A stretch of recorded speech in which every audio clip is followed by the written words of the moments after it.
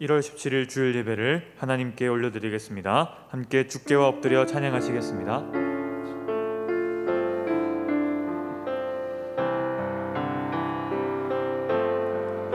주께와 엎드려 경배드립니다.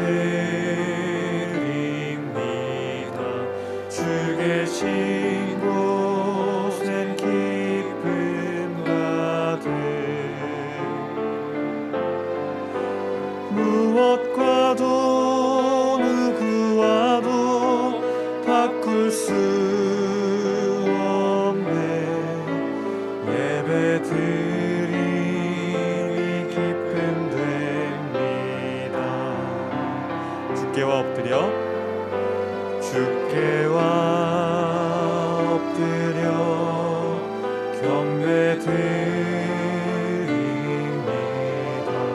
주 계신 곳엔 기쁨 가득 무엇과도 누구와도 바꿀 수 없네. 예배드림이 기쁨 됩니다.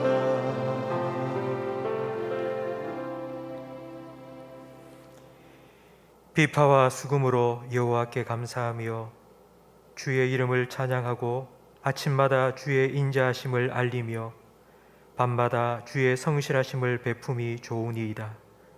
여호와여, 주께서 행하신 일로 나를 기쁘게 하셨으니 주의 손이 행하신 일로 말미암아 내가 높이 외치리이다. 아멘. 천지 만물을 말씀으로 창조하신 전능하신 하나님, 창조하신 온 세상에 충만히 임재하시는 영이신 하나님 아버지, 하나님을 예배하기 위하여 우리 성도들이 각자의 처소에서 영과 진리로 몸과 마음을 다하여 경배하오니 주님께서 우리 성도들이 예배하는 그곳에 임재하여 주시고 우리 예배를 기뻐 받으시며 우리 예배를 통해 영광 받아 주옵소서. 예수님 이름으로 기도합니다. 아멘. 전능하사 천지를 만드신 하나님 아버지를 내가 믿사오며 그 외아들 우리 주 예수 그리스도를 믿사오니 이는 성령으로 잉태하사 동정녀 마리아에게 나시고 본디오 빌라도에게 고난을 받으사 십자가에 못 박혀 죽으시고 장사한 지 사흘 만에 죽은 자 가운데서 다시 살아나시며 하늘에 오르사 전능하신 하나님 우편에 앉아 계시다가 저리로서 산자와 죽은 자를 심판하러 오시리라. 성령을 믿사오며 거룩한 공회와 성도가 서로 교통하는 것과 죄를 사하여 주시는 것과 몸이 다시 사는 것과 영원히 사는 것을 믿사옵나이다. 아멘. 569장 함께 찬양드리겠습니다.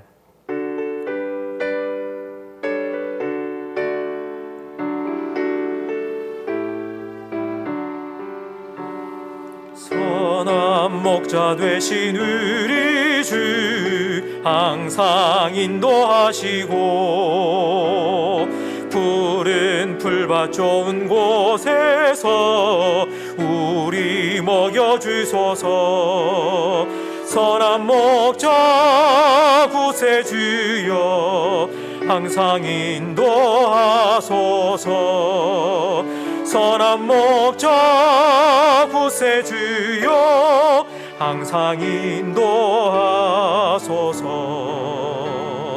양의 문이 되신 예수여 우리 영접하시고 길을 잃은 양의 무리를 항상 인도하소서. 선한 목자 구세주여 기도 들어주소서. 선한 목자 구세주여 기도 들어주소서. 흠이 많고 약한 우리를 용납하여 주시고 주의 넓고 주시고 크신 은혜로 자유 얻게 하셨네. 선한 목자 구세주여 지금 나아갑니다. 선한 목자 구세주여 지금 나아갑니다. 일찍 주의 뜻을 따라서 살아가게 하시고 주의 크신 사랑 베푸사 따라가게 하소서. 선한 목자 구세주여 항상 인도하소서. 선한 목자 구세주여 항상 인도하소서.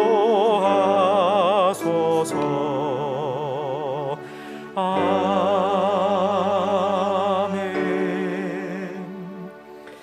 마음을 합하여 기도하실 때에 지난 한 주간 우리의 삶을 지키시고 인도하신 하나님 은혜에 감사 기도를 드리겠습니다. 한 주간 우리의 삶을 돌아보며 회개의 기도도 함께 드리겠습니다. 예배를 통하여 다시 우리를 하나님의 백성답게 회복시켜 달라고 우리 자신과 예배를 위하여 동성으로 기도하겠습니다. 하나님 아버지 감사합니다. 주의 속에서도 저희들의 건강 지켜주시고 주일인 줄 알고 하나님께서 내 아버지 되심을 알고 이렇게 아버지 앞에 엎드려 예배할 수 있도록 복된 믿음을 저희들에게 허락하여 주시니 감사합니다. 하나님 아버지, 벌써 한 달 우리가 함께 모여 예배드리지 못하고 있습니다. 그러나 주님께서 이 시간을 통하여서 우리 성도들 가정 찾아가 주시고 하나님의 가정을 하나님을 예배하는 제단으로 세워주심을 감사합니다.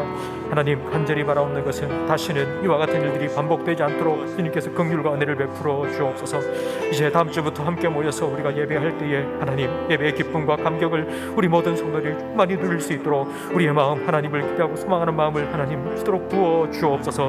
특별히 우리 자녀들을 위해서 기도합니다. 하나님, 오랫동안 함께 모여서 예배되지 못하고 있사오니 주님, 우리 자녀들의 마음을 주님께서 말씀으로 붙들어 주시고 주님께서 성령으로 지켜 주옵소서. 믿음이 흔들리지 않게 하여 주시고 하나님 가정에서 함께 하나님을 예배하면서 그들이 신앙을 잘 유지해 나가고 지켜나갈 수 있도록 하나님 그 신은혜 베풀어 주옵소서. 오늘 예배의 분위기를 주의 성령으로 온전히 주장하여 주시고 성령으로 임재하여 주셔서 우리 예배를 통해 홀로 영광 받아 주옵소서. 예수님 이름으로.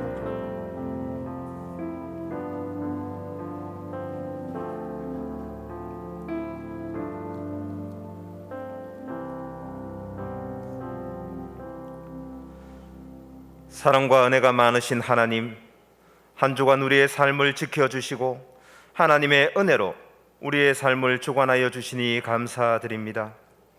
추운 날씨와 계속 확산되고 있는 코로나로부터 모든 성도들의 건강을 지켜주시고 힘든 가운데서도 언제나 임마누엘로 함께하여 주시며 여호와 이레로 우리의 삶을 인도하여 주심에 감사드립니다. 오늘도 정부의 방역 지침에 의해 각 가정에서 온라인으로 예배로 하나님께 예배하는 모든 성도들의 심령을 주장하여 주시고 비록 대면 예배로 함께 모이지는 못하지만 사모함으로 드려지는 예배 가운데 하나님 친히 자정하여 주셔서 우리의 예배를 받아주시고 우리 모든 성도들은 신령과 진정으로 하나님을 예배하게 하옵소서. 지난 한 주간의 삶 가운데 때로는 지치고 낙심되는 일도 있었으며 근심과 걱정으로 인해 연약한 모습으로 살아왔음을 고백하오니 이 시간 말씀으로 위로하여 주시고 회복시켜 주셔서 더욱 하나님만 바라보며 믿음의 길을 걸어갈 수 있도록 은혜 내려 주옵소서. 2021년 우리 교회가 나와 내 집은 여호와를 섬기리라는 표어를 가지고 나아갑니다. 개인과 가정이 말씀 묵상과 가정 예배를 통해 믿음이 성장되어 하나님과 더 가까워지게 하시고 예배의 감격이 회복되어 날마다 어디에 있든지 삶의 예배자로 살아가며 하나님을 기쁘시게 하는 성도들이 되게 하옵소서. 더불어 각 가정의 영적 성장을 통하여서 교회 공동체가 더욱더 성숙되어 갈 수 있도록 인도하여 주옵소서. 하나님, 속히 코로나 백신과 치료제가 공급되어져서 코로나로부터 우리 성도들과 이 나라, 전 세계 모든 나라들이 이 팬데믹 상황에서 벗어나게 하시고 속히 일상으로 돌아가 모든 것들이 제자리로 회복되게 하옵소서. 특별히 전 세계의 모든 교회가 교회의 본질을 회복하며 성도가 연합하여 예배하고 교제하며 섬기는 일에 하나 되게 하시고 땅끝까지 주님의 복음을 전하는 사명을 더 즐거이 감당하는 건강한 교회 공동체로 세워가게 하옵소서. 자비로우신 하나님, 최예습 선교사님의 아들 도훈군을 기억하셔서 허리 디스크의 치료와 회복 가운데 하나님 함께 하시어 깨끗이 치유되게 하시고 이후 군복무의 모든 과정 가운데 하나님의 선하신 계획 안에서 끝까지 잘 감당하도록 인도하여 주옵소서. 이 일로 일시 귀국한 최 선교사님의 모든 한국에서의 일정들을 잘 마무리하고 선교지로 안전하게 돌아갈 수 있도록 하나님께서 간섭하여 주옵소서.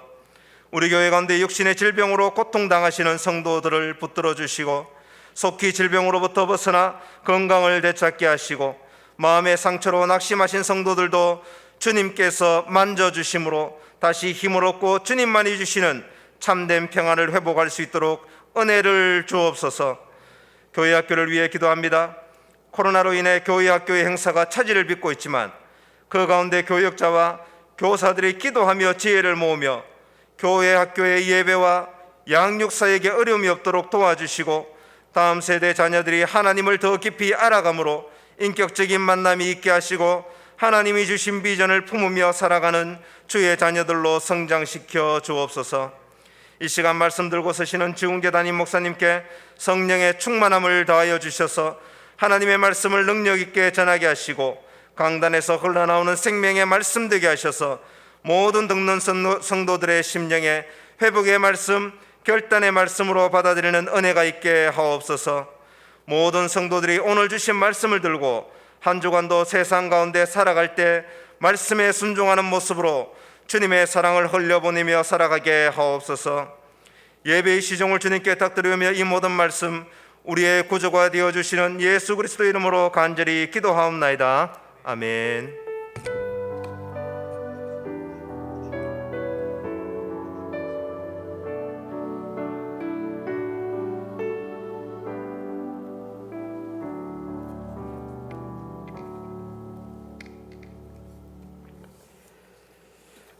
교회 소식 전해드리겠습니다. 오늘도 우리 온라인으로 실시간 예배를 드리고 있습니다. 어제 정부의 방역 지침이 새롭게 발표되었습니다. 2주간 사회적 거리두기가 연장이 되었지만 그러나 우리 교회에서 드리는 예배는 조금 완화가 되었습니다. 그래서 내일 18일 월요일 새벽 예배부터 모든 정규 예배는 현장 예배 드릴 수 있습니다. 그리고 온라인 예배도 함께 드립니다. 현장에 오셔서 예배 드리실 분들은 방역 지침을 철저하게 지켜주시고 안전하고 은혜로운 예배가 될 수 있도록 계속하여 기도해 주시기 바랍니다. 우리 주일학교 예배는 다음 주 24일 주일이 아니라 31일 주일부터 현장 예배를 재개하도록 하겠습니다. 다음 주 2부 예배 후에 정기당회가 있습니다. 다음 주 교구별 예배 시간이 주보에 나와 있습니다. 교구별로 정해진 예배 시간에 참석해 주시기 바랍니다. 그리고 계속 가정예배가 진행이 되고 있습니다. 가정예배 순서지를 오늘 오후에 문자로 보내드리겠습니다. 홈페이지에서도 순서지를 다운받을 수 있습니다. 계속해서 여호와를 섬기는 그런 가정으로 세워가시기를 바랍니다. 기부금 영수증이 필요하신 성도님들은 각 교구 교역자들에게 전화로 신청해 주시기 바랍니다. 2월 7일 주일은 선교 주일로 지킵니다. 1년 동안 보내는 선교사로서의 사명을 감당하기 위해 선교 헌금을 작정하는 주일입니다. 기도로 준비해 주시기 바랍니다. 그리고 현장 예배가 재개하는 다음 주일부터 2주간 1월, 2월 월간 만나 도서를 판매합니다.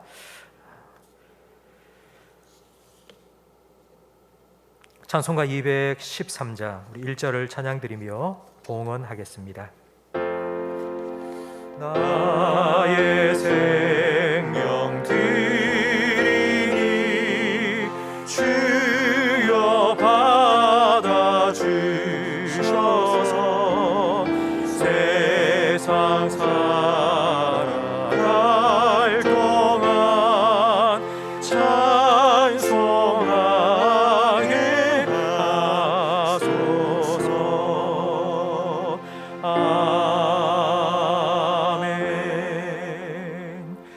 하나님 아버지 감사합니다. 지난 한 주간 우리의 목자가 되셔서 우리의 건강도, 가정도, 직장도, 사업도, 그리고 우리 교회도 지켜주시고 주일날 하나님 아버지 앞에 이렇게 나와 예배할 수 있도록 은혜 베풀어 주심을 감사합니다. 하나님 베푸신 은혜에 감사하며 또한 믿음으로 예배드리며 또한 예물을 올려드리는 손길을 주님 기억하여 주시고 드려진 감사는 넘쳐나게 하시며 기도의 제목에는 응답하여 주시고 평생 나누며 베푸는 손길이 될 수 있도록 축복의 통로로 삼아 주시고 세상 속에 빛과 소금으로 살아갈 수 있도록 더 풍성한 은혜를 베풀어 주옵소서. 오늘 우리가 드리는 예배를 통해 우리 모든 성도들의 심령 속에 구원의 감격과 은혜를 새롭게 회복시켜 주옵소서. 성령님 지혜와 계심으로 이 시간 역사하셔서 말씀을 듣고 그 말씀에 순종할 수 있는 마음을 허락하여 주시며 그 말씀대로 순종하며 살아갈 때에 말씀의 성취를 경험하며 살아가는 우리 모든 성도들의 삶이 되게 해 주옵소서. 예수님 이름으로 기도합니다. 아멘.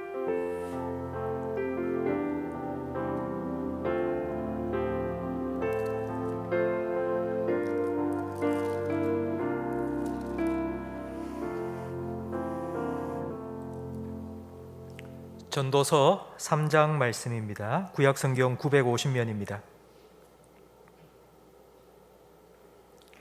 구약성경 950면 전도서 3장 11절부터 15절까지 저와 성도님들 한 절씩 번갈아 가며 읽겠습니다. 하나님이 모든 것을 지으시되 때를 따라 아름답게 하셨고 또 사람들에게는 영원을 사모하는 마음을 주셨느니라. 그러나 하나님이 하시는 일에 시종을 사람으로 측량할 수 없게 하셨도다.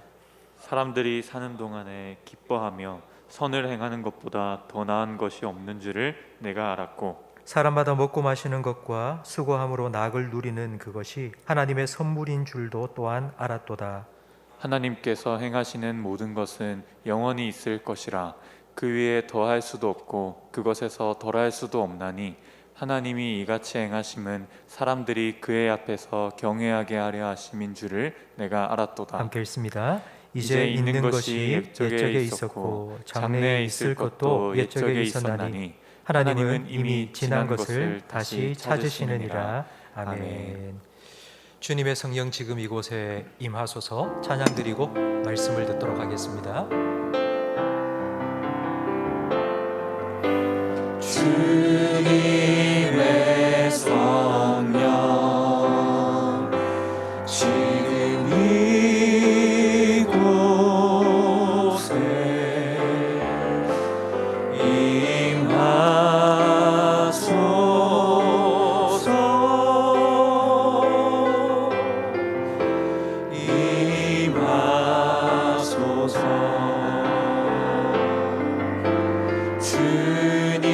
주님의 성령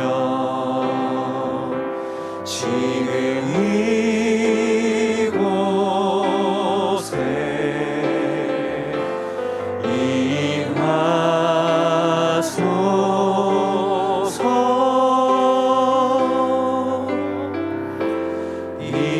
임하소서. 아멘. 3일 전 수요일 밤에 물탱크에 연결된 한 수도관 밸브가 지지난주 강추위에 얼어서 터져 있다가 날씨가 풀리면서 녹으면서 물이 쏟아져 내렸습니다. 물론 그 밸브의 수명이 다 한 때가 되었기 때문이고 또 북극 한파가 우리 한반도에 밀려 내려올 때가 되었기 때문에 그런 일이 일어났습니다. 그런데 그날 우리 영화부를 담당하시는 김현숙 전도사님께서 수요 예배를 마치고 늦게까지 주일 준비를 하시다가 나가시면서 이상한 물소리를 엘리베이터실 안에서 나는 걸 듣고는 빨리 연락을 했고 우리 손집사님과 교육자들이 밤 12시가 넘게까지 물을 다 닦아내고 큰 일이 일어나지 않도록 고생을 수고를 많이 해 주셨습니다. 만약 김 전사님께서 그날 일찍 집에 가셨다면 아마 아주 큰 물난리가 났을 겁니다. 감사하게도 누전 사고가 일어나지 않았고 그리고 끊겼던 전기와 수도도 하루 만에 다 복구가 되었습니다. 엘리베이터는 완전히 침수가 다 되었는데 이틀 후에 점검을 받아보니 아무런 이상이 없다고, 교체할 것 아무것도 없다는 그런 진단을 받아서 또한 감사했습니다. 하나님께서 이 모든 것을 때를 따라 아름답게 하신다는 것을 다시 한번 깨닫게 되었습니다. 만약 우리가 이런 하나님을 믿지 못한다면 우리는 인생에 두 가지 오해를 할 수밖에 없습니다. 우리 인생에 일어나는 모든 것들이 우연히 일어나는 것이라는 오해와, 그리고 모든 것이 다 정해진 운명이라는 오해입니다. 11절 말씀 마지막에 나온 말씀처럼 하나님이 하시는 일의 시종을 사람으로 측량할 수 없게 하셨다고 되어 있습니다. 하나님이 하시는 시종, 그러니까 하나님께서는 처음과 끝을 정하셨습니다. 3장 2절 말씀에 나오는 인생이 시작되는 날때 하나님께서 정하셨고요, 그 인생이 끝나는 죽을 때도 하나님이 정하셨습니다. 그리고 8절에 나오는 전쟁을 시작할 때 하나님이 정하셨고요, 그 전쟁이 끝나 평화가 시작될 때도 하나님께서 정해 놓으셨습니다. 그냥 우연히 일어나는 일이 아닙니다. 하나님께서 정하신 때가 있고, 그러나 우리는 그 때를 알지 못합니다. 하지만 그 때 가운데에 살아가면서 우리는 선택을 할 수 있습니다. 볼 일이 있어서 서울에 간다고 생각을 해보십시오. 여러분, 서울에 어떻게 가시겠습니까?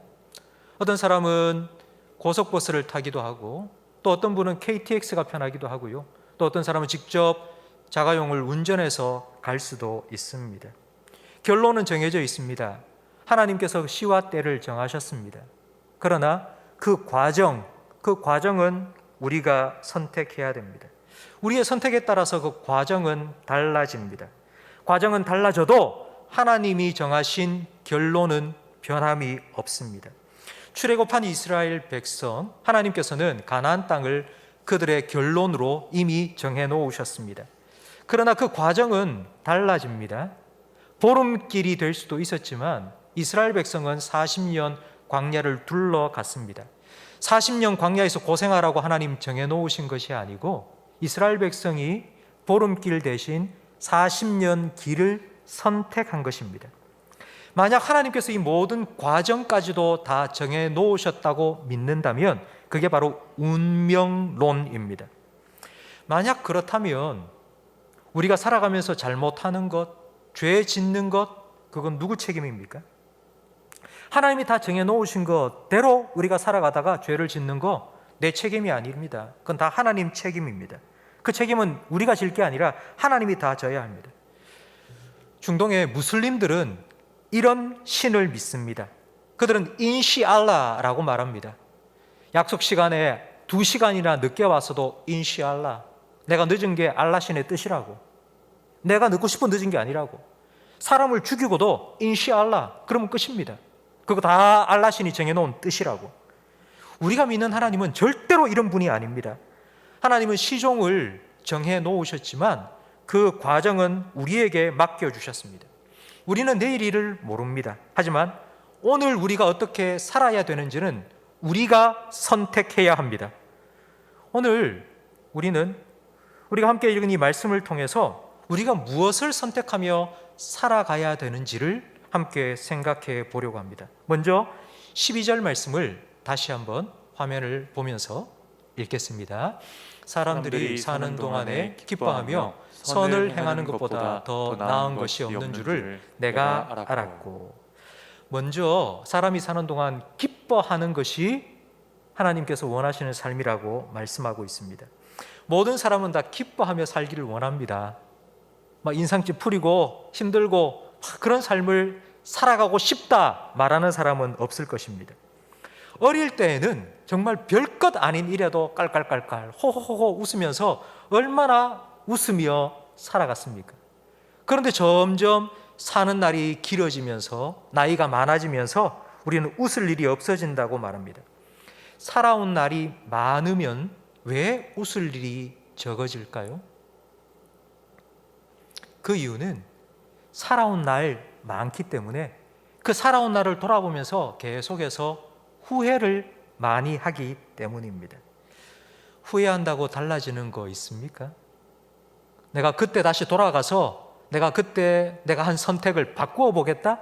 여러분, 우리는 그때로 돌아갈 수 없습니다. 설령 그때로 돌아가서 옛날에 내가 했던 선택과 다른 선택을 한다 한들 내 인생이 더 나아질 거라는 보장도 없습니다. 나비 효과라는 영화가 있습니다. 그 영화에 나오는 주인공 에반이라는 주인공은 한 가지 능력이 있는데 자기의 옛날 기억을 떠올릴 수 있는 일기장이나 그런 거를 딱 보면 그때로 훅 시간 이동을 해서 날아갈 수 있는 그런 능력이 있습니다.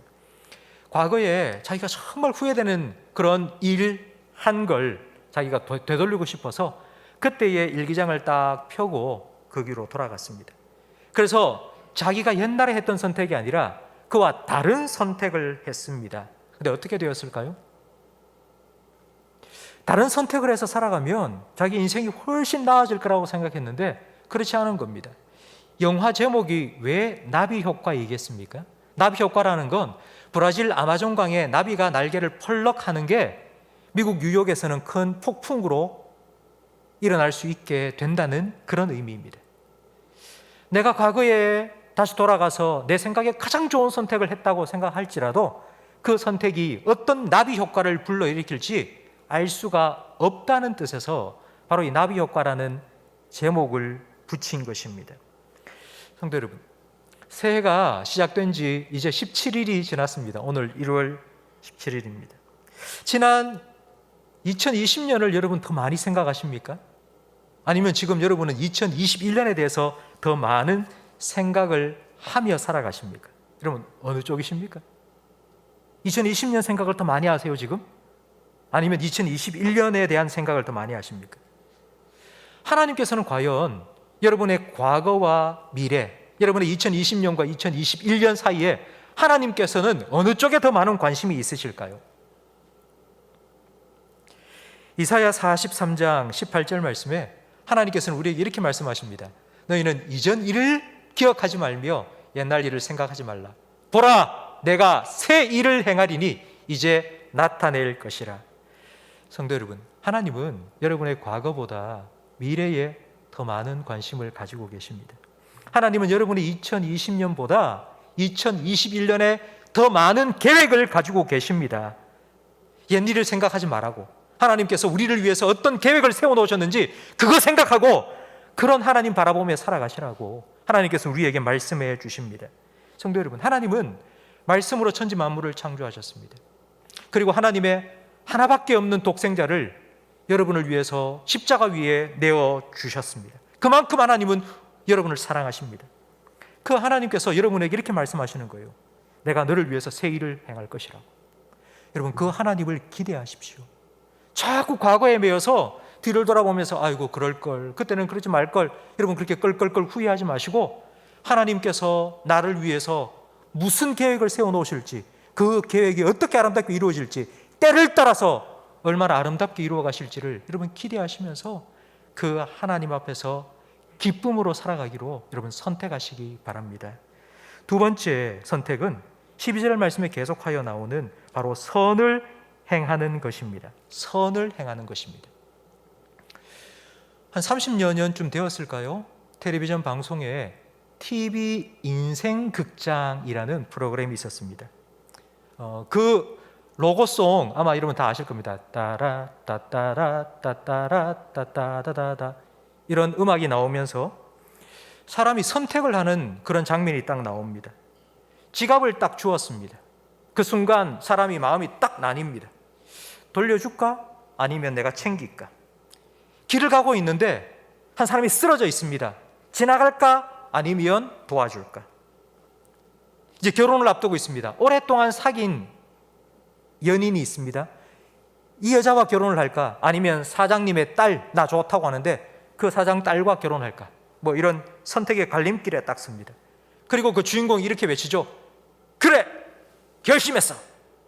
그리고는 A 선택과 B 선택을 따로따로 보여줍니다.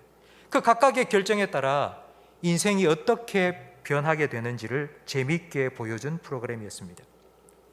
TV 인생 극장처럼 우리는 매일매일 살아가면서 이런 선택의 순간을 만납니다. 왜 이런 선택의 순간을 만나게 되는 거 아니? 우리 마음속에 육체의 소욕과 성령의 소욕이 계속하여 싸우고 있기 때문입니다. 이것을 선택할지 이것을 선택할지, 하나님이 원하시는 뜻대로 살아갈지 아니면 세상이 원하고 내가 원하는 방식대로 살아가야 될지, 바로 이와 같은 갈등이 우리의 삶에는 계속하여 일어나고 있기 때문입니다. 여러분, 악을 행할지 선을 행할지 우리는 반드시 둘 중에 하나를 선택해야 합니다. 육체의 소욕은 달콤한 사탕과 같습니다. 보암직도 하고 먹음직도 하고 너무나도 탐스럽기까지 합니다. 저것만 있으면 내가 정말 행복할 것 같고 저것만 내가 하면 내가 정말 기쁠 것 같다 생각이 들도록 만듭니다. 그래서 그걸 하잖아요. 실제로 행복합니다. 실제로 기쁩니다. 근데 문제는 뭐냐? 문제는 그 행복과 기쁨이 정말 잠깐이라는 것입니다. 잠깐 행복하고 기쁘다가 그 행복과 기쁨은 사라져 버립니다. 그 후에 밀려오는 죄책감, 후회감, 그건 마치 요셉 시대의 애굽에 7년 풍년이 들었다가 7년 흉년이 오니까 그 7년 흉년의 풍년이 기억에도 남지 않을 만큼 완전히 사라져 버린 것처럼 쾌락으로 주어진 그 기쁨과 행복감은요, 그 후에 밀려오는 후회감과 그리고 죄책감에 완전히 삼켜버려 기억에 남지도 않습니다. 여러분, 시험 기간인데 학생이 하라는 공부만 안 하고 내가 좀 몸이 찌뿌둥한데 게임 한 판만 하고 할까? 그리고 게임을 시작했습니다. 근데 한 판이 두 판 되고 두 판이 세 판 되었습니다. 3시간, 4시간 지나가고 시계를 보니 벌써 새벽 2시입니다. 아이고 자야지 하고 잤습니다. 여러분, 게임할 때는 얼마나 기쁘고 재밌습니까? 시간 가는 줄 모릅니다. 그런데 아침에 6시에 힘들게 일어나서 시험장에 가서 그때부터 밀려오는 후회, 여러분 그때부터 괴롭기 시작합니다. 그때부터 한 학기가 괴롭습니다. 여러분, 공부할 때는 힘듭니다. 공부할 때는 힘들지만 그래도 하고 나면은 나름 내가 그래도 잘 버티고 했네, 이런 뿌듯함이 있고요. 그리고 그 공부한 만큼의 성취감도 맛볼 수 있습니다. 성도 여러분, 지금 솔로몬은 우리에게 이렇게 말하고 있습니다. 사람이 살아가는 동안 선을 행하는 것보다 더 나은 것이 없는 줄을 내가 알았다고. 인생의 쾌락을 위해서 인생 후반전을 다 소비하고 살았던 솔로몬이 마지막 결론적으로 하는 말이 이것입니다. 선을 행하는 것보다 더 나은 것이 없는 줄을 내가 알았다.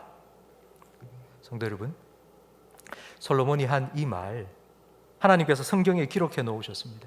여러분, 이 말씀을 통해서 여러분이 과연 어떻게 살아가는 것이 정말 하나님이 기뻐하시는 삶이고 내가 기쁨으로 살아갈 수 있는 삶인지를 잘 선택할 수 있는 지혜로운 분들이 될 수 있기를 주님의 이름으로 축복합니다.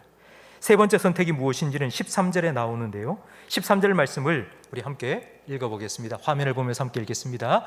사람마다 먹고 마시는 것과 수고함으로 낙을 누리는 그것이 하나님의 선물인 줄도 또한 알았도다. 아멘. 먹고 마시고 수고하는 것, 이것은 인생입니다. 먹고 살기 위해서 일하는 인생, 먹고 살기 위해서 막 애쓰며 일하는 인생은 기쁘다, 즐겁다라기보다는 힘들다, 정말 고생스럽다 라는 생각을 더 갖게 만듭니다. 이것이 우리의 인생입니다. 분명 좋은 씨를 뿌렸습니다. 좋은 씨앗을 뿌렸는데도 가시덤불과 엉겅퀴가 막 자라는 것, 그것이 인생입니다. 예수님께서도 수고하고 무거운 짐을 지는 것과 같은 것이 인생이라고 말씀하셨습니다. 이런 고달픈 인생길 살아가다가 때로는 우리가 낙을 누릴 때가 있습니다. 행복하다, 정말 너무너무 좋다, 너무너무 기쁘다. 여러분, 가끔씩 이런 행복과 기쁨을 느낄 때가 있습니다. 여러분, 그런 때 있지 않으셨습니까? 작년 한 해 생각해 보면 정말 죽을 만큼 힘들었지만 그 속에서도 가끔씩 기쁘다, 행복하다, 너무 좋다, 지금만 같았으면 좋겠다, 이런 생각이 들 때가 있었지 않습니까? 힘든 일을 잊을 수 있는 건 바로 이런 행복한 추억이 우리에게 있기 때문입니다. 가시덤불과 엉겅퀴로 가득 덮인 인생에 마치 꽃 한 송이와 같이 기쁨과 행복의 꽃이 피어난다. 그게 바로 하나님의 선물이라고요. 그게 하나님의 선물이라고요. 여러분, 하나님의 선물을 우리는 보고 하나님께 감사해야 합니다.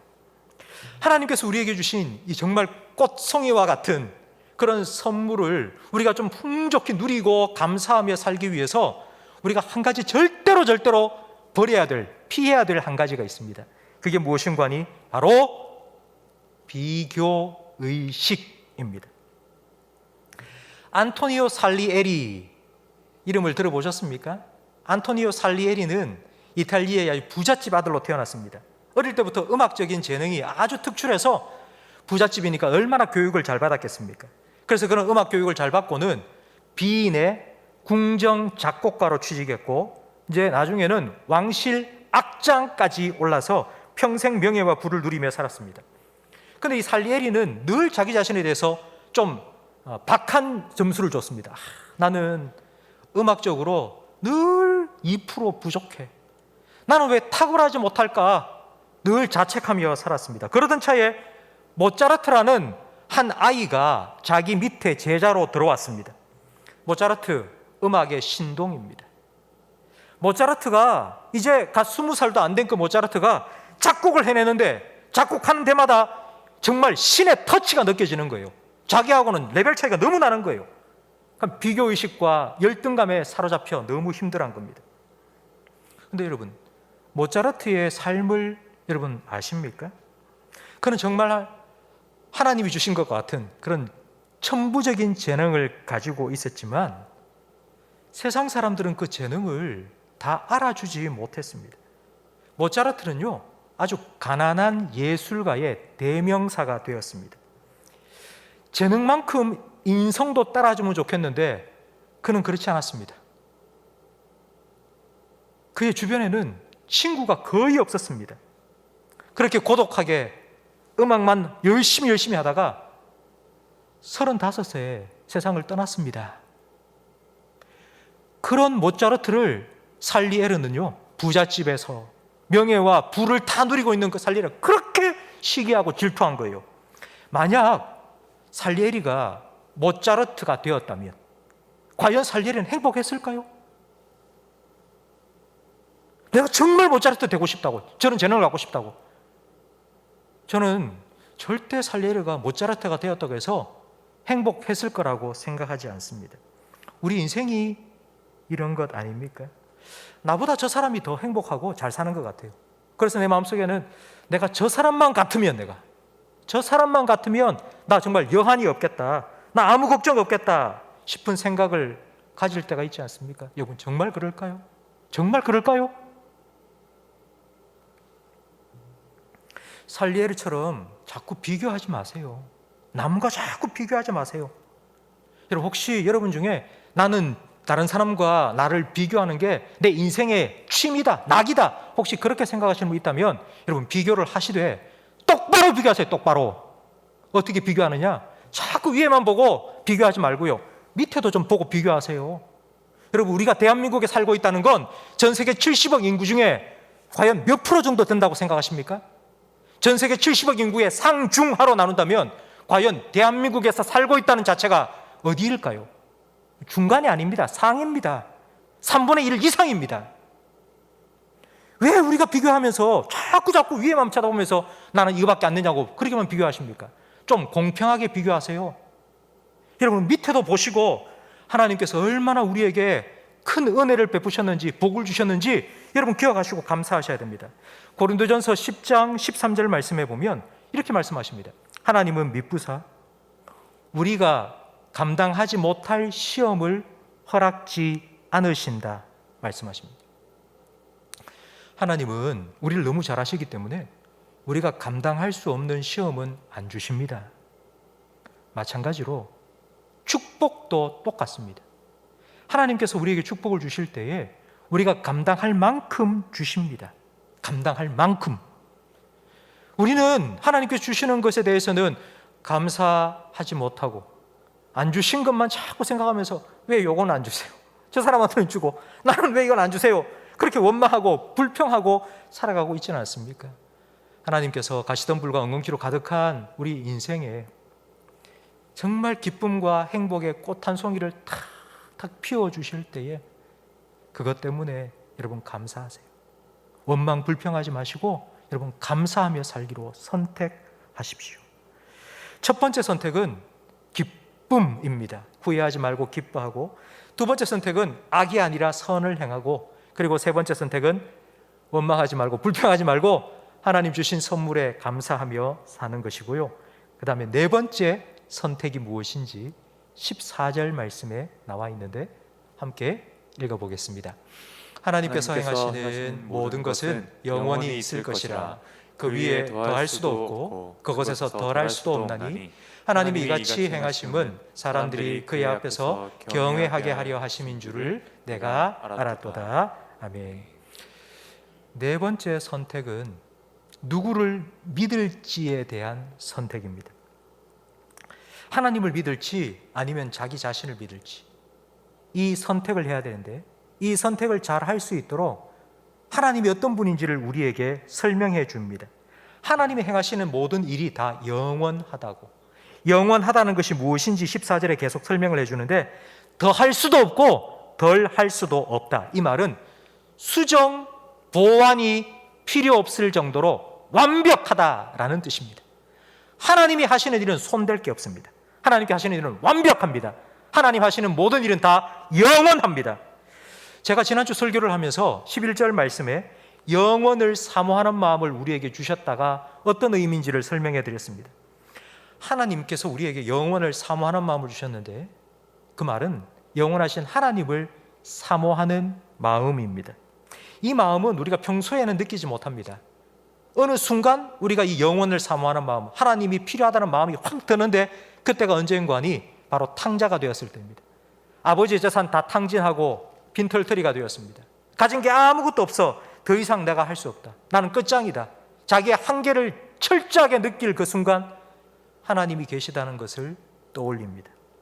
여러분, 바로 이것이 하나님께서 우리에게 하나님을 찾도록 허락하시는 때입니다. 집 나간 탕자처럼 나 자신을 믿든지 아니면 돌아온 탕자처럼 하나님을 믿든지 우리는 이 둘 중에 하나를 선택해야 합니다. 여러분, 하나님을 믿지 않으면 나 자신을 믿습니다. 내가 열심히 벌어온 내 돈을 믿고요. 내가 일구어 놓은 내 사업을 믿고요. 이게 내 자신, 나를 책임져 줄 거라고 생각합니다. 그런데 그런 내가 만들어 놓은 건요, 너무나도 불안합니다. 영원한 게 아니라 때로는 주식처럼 뚝 떨어졌다가 올라갔다가 정말 요동을 쳐버립니다. 여러분, 거기에 따라 우리의 삶도 흔들려 버리고 맙니다. 내가 계획을 세우고 내가 모든 것을 다 해나가는 인생, 여러분 얼마나 불안한 인생입니까? 이런 고달픈 인생을 살아가지 말라고 하나님께서는 나 좀 믿으라고, 나를 좀 바라보고 나를 믿고 살아라고 하나님께서 우리에게 말씀하십니다. 부모와 함께 여행을 가는 아이, 부모가 아이를 데리고 여행을 갑니다. 그 아이가 뭘 준비하면 되겠습니까? 부모가 다 준비합니다. 기차표도 끊고요, 비행기표도 끊고요, 호텔도 다 예약하고요.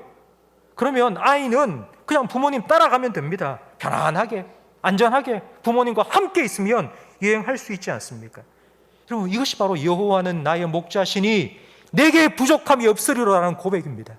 이런 고백이 성도들의 삶에 흘러넘쳐야 되지 않겠습니까? 성도 여러분, 하나님 선택하세요. 나 자신을 믿고 사는 것이 아니라 하나님을 믿고 의지하는 여호와는 나의 목자시니 내게 부족함이 없으리로다, 이렇게 하나님을 찬양하고 살아가는 삶을 선택하시기를 주님의 이름으로 축원합니다. 마지막 다섯 번째 선택은 15절 말씀에 나오는데 우리 15절 말씀도 함께 읽겠습니다.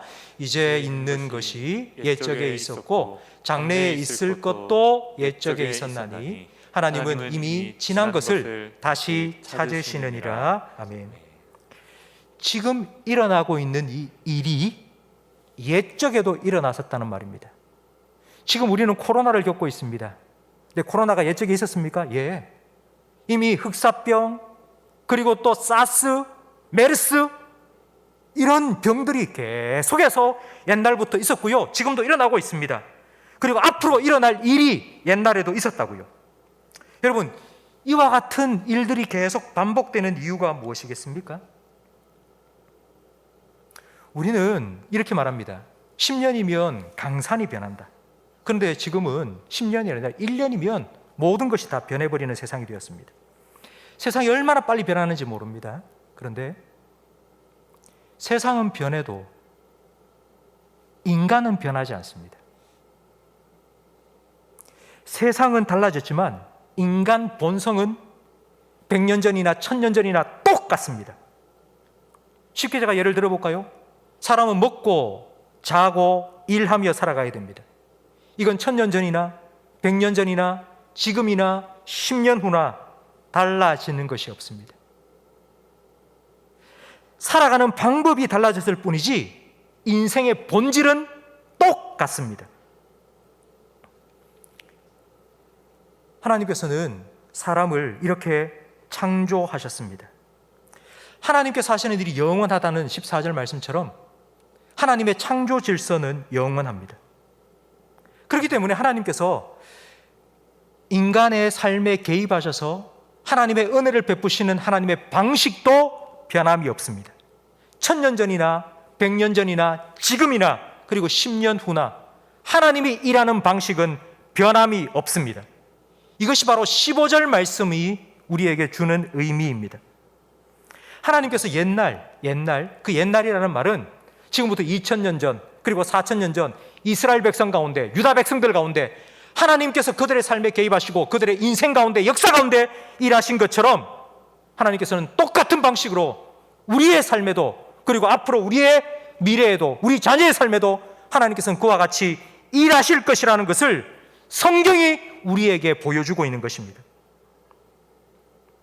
하나님이 그때와 똑같은 방식으로 지금도 우리를 도와주시고 앞으로도 우리에게 은혜를 베푸실 것이라는 것을 우리는 성경 말씀을 통해서 알아가고 믿을 수 있습니다. 그렇기 때문에 우리는 성경을 읽어야 됩니다. 여러분, 요즘 사회적 거리두기가 계속되면서 가정에서 보내는 시간이 많아지고 있습니다. 다 9시 되면 문을 다 닫아버리니까 일찍 집에 들어옵니다. 그래서 집에서 시간을 더 많이 보냅니다. 여러분, 집에 들어오시면 뭐 하십니까? 씻고, 손 씻고, 그리고 소파에 제일 먼저 앉으시죠? 그리고 더듬 뭘 찾습니다. 뭘 찾느냐? 스마트폰 아니면 리모컨 찾지 않습니까? 텔레비전 탁 켜놓고 그냥 보지도 않고 그냥 틀어놓고 그냥 있습니다. 그러면서 세상이 어떻게 돌아가는지 좀 보자. 뉴스를 7시 뉴스, 8시 뉴스, 9시 뉴스, 11시 뉴스, 자정 뉴스, 그리고 케이블 TV 뉴스 방송 다 봅니다. 뉴스를 보면 세상이 어떻게 돌아가는지 여러분 알 수 있습니까? 그 세상을 어떻게 살아가야 될지 여러분 알 수 있습니까? 그렇지 않습니다. 그냥 그런 일이 일어났다, 그냥 이런 일이 일어났고 이런 사고가 일어났었다 얘기해 주는 것 뿐입니다. 그래서 우리가 뭘 어떻게 살아가야 되는지 가르쳐 주지 않습니다. 성도 여러분, 성경 안에는 우리의 인생이 어떻게 살아가야 될지, 하나님께서 우리 인생을 위해서 무엇을 계획하셨는지, 그리고 우리 인생에 어떻게 일하시는지, 하나님께서 일하시는 역사와 방법이 성경에 기록되어 있습니다. 텔레비전 잠깐 끄시고요, 성경을 여십시오. 텔레비전을 보는 시간 아예 보지 마라, 그런 말은 절대로 아닙니다. 여러분, 텔레비전 보는 시간에 10분의 1만큼이라도 여러분 성경을 펴시고 성경을 읽어보십시오. 단 하루에 10분만이라도 여러분 성경을 읽으시기 바랍니다. 그러면 그 말씀이 여러분의 생각을 주장할 것이고 여러분의 걸음을 인도해 주실 것입니다. 성도 여러분, 오늘 저는 설교의 제목을 오늘 선택하세요라고 정했습니다. 여러분, 오늘 선택하셔야 됩니다. 내일 하지, 나중에 하지, 시간 되면 하지 마시고요. 지금 오늘 하세요. 후회하지 말고 기뻐하기로, 성경의 소욕을 따라 살기로, 하나님의 뜻에 따라 살기로, 선을 행하기로, 그리고 원망불평하지 말고 하나님께 감사하며 살기로 선택하십시오. 영원하신 하나님, 완전하신 하나님, 신실하신 하나님, 변화없으신 그 하나님을 믿고 살기로 여러분 선택하십시오. 그리고 성경을 펴서 그 하나님을 더 깊이 알아가기로 선택하십시오. 오늘 선택하십시오. 매일 오늘 또 오늘 여러분 이렇게 선택하십시오. 하나님께서 여러분의 선택을 통해 모든 것 때를 따라 아름답게 만들어 가실 겁니다. 그리고 여러분의 삶을 통해 하나님께서 영광 받으실 것입니다. 그 하나님을 함께 찬양했으면 좋겠습니다. 완전하신 나의 주, 의의 길로 나를 인도해 달라고 이 시간 함께 찬양하겠습니다. 완전하신 나의 주,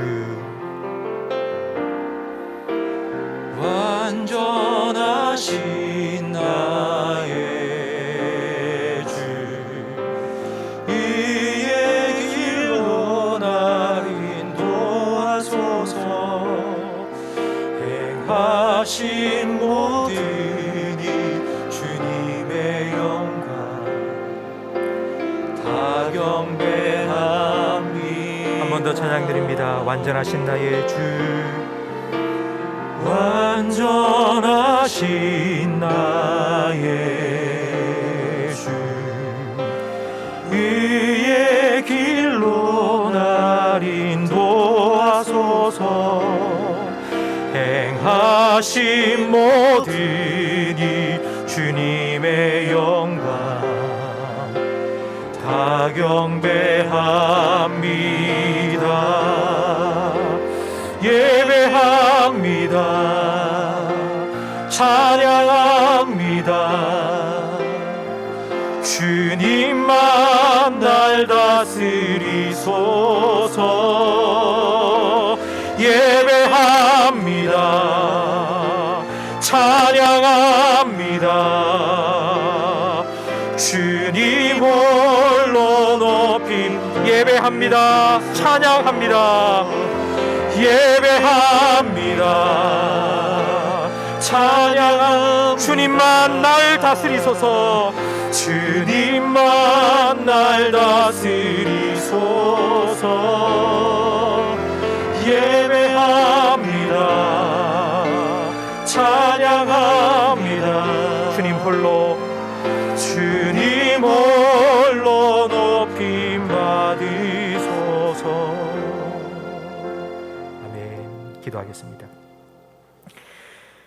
죄와 사망의 종로로 닫은 우리를 구속하여 주시고 우리를 자녀 삼아 주시니 감사합니다. 우리의 마음과 생각을 감찰하시는 하나님, 억지로가 아니라 진심으로 아버지를 사랑하고 자원하는 마음으로 순종하기를 원하셔서 우리에게 자유를 허락하심도 감사합니다. 주님께서 주신 이 자유를 나 자신을 위한 육체의 기회로 삼지 않도록 성령으로 우리의 마음을 규정하여 주옵소서. 성령님, 아버지의 사랑을 더 깊이 깨닫게 해주시고 아버지의 마음을 더 알아가게 하시며 아버지의 뜻을 더 분별해 나갈 수 있도록 도와주옵소서. 한 주간 살아가며 선택의 갈림길을 만날 때마다 기쁨을 선택하고 하나님의 뜻을 선택하고 감사를 선택하고 믿음을 선택하고 말씀을 선택하며 살아갈 수 있도록 하나님, 이 오늘 주신 이 말씀을 우리에게 기억나게 해 주옵소서. 한 주간 우리의 삶의 모든 것을 때를 따라 아름답게 만들어 주셔서 우리의 삶을 통해 하나님 영광 받아 주시고 하나님의 영광을 이 세상 가운데 나타내 주옵소서. 우리 모든 성도들이 가정에서 하나님을 예배하기를 원하며 올해부터 가정 예배를 시작하였사오니 주중에 그리고 오늘 저녁에 우리 성도들이 가정에서 예배드리는 그 시간 하나님께서 친히 그곳에 임재하여 주시고 하나님의 영광을, 하나님의 은혜를 우리 모든 가족들이 풍성히 누리게 해 주옵소서. 예수님 이름으로 축복하며 기도합니다. 아멘. 우리 구주 예수 그리스도의 은혜와 우리 아버지 하나님의 사랑과 성령 하나님의 내주, 인도, 위로, 교통, 충만, 역사하심이 매일매일 하나님 안에서 기쁨과 믿음과 말씀을 선택하며 살아가기로 소망하고 다짐하는 모든 성도들 위해, 이들의 가정과 생업과 직장과 자녀들 위해, 우리 교회와 한국교회 위해, 우리나라와 민족 위해, 그리고 전 세계 곳곳에 드저 복음 전하시는 선교사님들의 가정과 사역 위에 영원토록 함께 있을지어다. 아멘.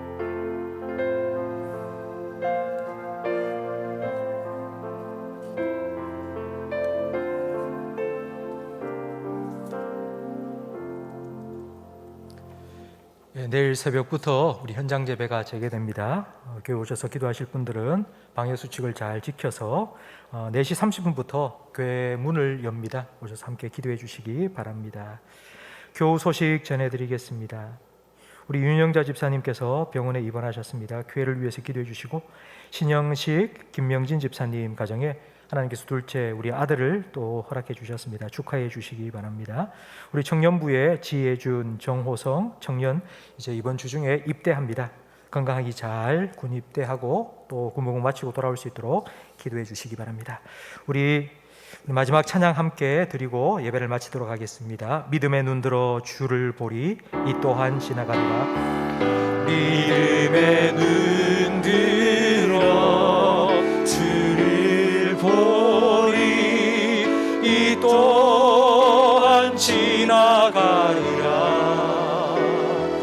주어진 내 삶의 시간 속에 주의 한 번 더 찬양 드립니다. 믿음의 눈 들어, 믿음의 눈 들어 주를 이 또한 지나가리라. 이 또한 지나가리라. 주어진 내 삶의 시간 속 주의 뜻 알게 하소서. 주의 뜻 알게 하소서. 아멘. 한 주간도 주님과 함께 승리하시기 바랍니다.